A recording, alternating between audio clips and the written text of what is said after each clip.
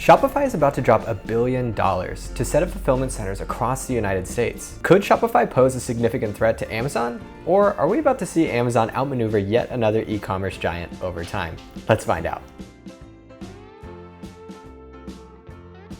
I'm Darren and we're back in LA for another episode of Zon Trends. If you don't follow us already, make sure to like and subscribe to this channel and stay tuned till the end of the episode because we have another question of the week brought to us by you. Squaring up with Amazon never seems wise, but Shopify has confidently announced their new Shopify Fulfillment Network, which takes a page from Amazon's book in an attempt to set up fulfillment centers across the country to reduce delivery times and lower prices for customers. And investors seem to love the move by Shopify because stocks soared 6%, keeping them the best performing software stock in the S&P 500, and that includes Amazon. This move would be a win-win for everyone. Customers' delivery time becomes more consistent and prices go down. Shopify introduces a brand new revenue stream, and sellers on the platform are introduced to a more stable logistics and delivery methods. And Shopify isn't just stopping at fulfillment. They also announced that they would be introducing video and 3D modeling, the ability to edit orders and better user interface,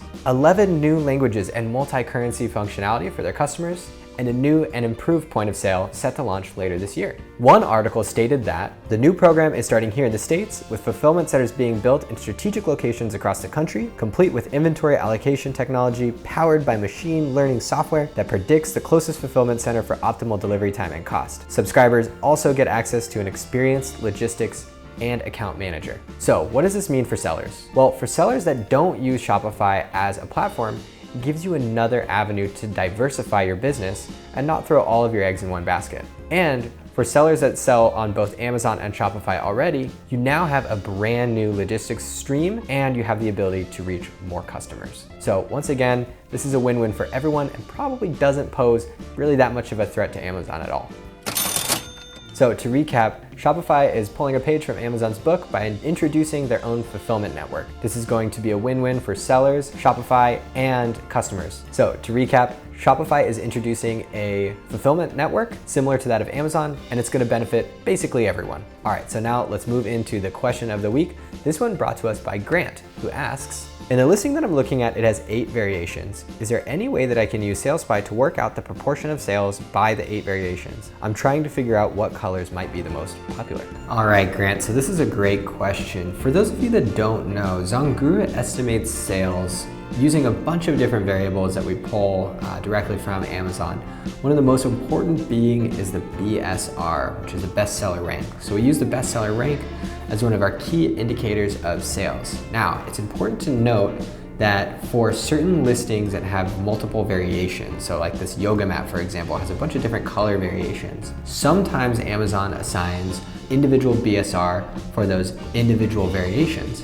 And sometimes they assign the same BSR for all variations. Now, we are not totally sure when Amazon decides to share the BSR, the same BSR for all variations, or assign individual ones.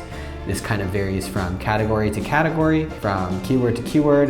It could have to do with how the seller lists their product in the very beginning when they're listing new variations or when they just list their parent variation. The key here is that sometimes Amazon gives us the information to be able to show sales for different variations, and sometimes we just have the same BSR to go off of, and so we have basically to estimate the sales equally across all of the different variations. So this is a good example. If we scroll down to the BSR for this yoga mat, we can see here that it's number 33 in sports and outdoors, and I've already clicked through the different listings. It's 30. The BSR is 33 for each of the variations, and if you open up the Chrome extension, you can see that each variation has the same rank. Now, for this other product that I have pulled up, this really cute dog bed, depending on the size of the dog bed and the color, the BSR changes. So these are different categories, so that may have something to do with it. It might also, as I stated, have something to do with how this seller decided to list their product. The key here is that it's unclear when the BSR is assigned differently depending on the product. So as you can see, the rank changes depending on the variation. So each one has an individual rank, And what I would do here is, because we're not pulling the revenue individually for each of these products, this would be the perfect opportunity to use Sales Spy. So, we have the revenue for this one. We might want to add this to Sales Spy, but I might be interested to see if this, much smaller gray dog bed sells better or worse. Obviously, I can tell from the rank that it probably sells worse, so maybe I would want to choose this one. And then track these two listings over time. And of course, if you don't already use this, you can add the product easily to Sales Spy like that. And so now these have been added to tracking for me inside of my account. And I can go into my account, and then I'd be able to look at the sales for those two individual products and decide, if I was going to get into the market for this style of dog bed, whether or not I would want to go with this clay color, or if I'd want to go with this, perhaps gray color.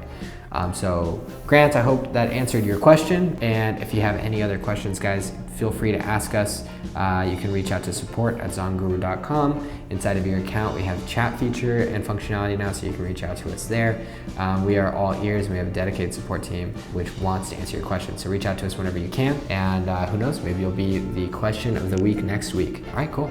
All right, guys, thanks so much for tuning in to another episode of Zon Trends. If you don't already, make sure to follow us right now. Just click this button here, do it, click it.